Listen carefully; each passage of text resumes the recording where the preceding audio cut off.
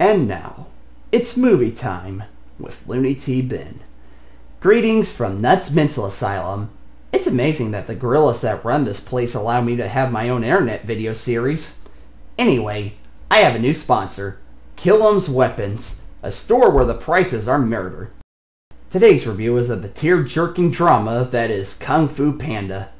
In this film, Jack White voices a scarecrow who must find a heart in order to stop the evil Maleficent from taking over Fantasia. This is one epic movie.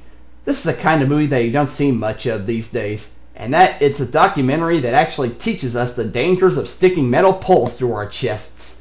I give The Wizard of Oz 5 bagels out of -7 donuts. This has been Movie Time with Looney T. Ben.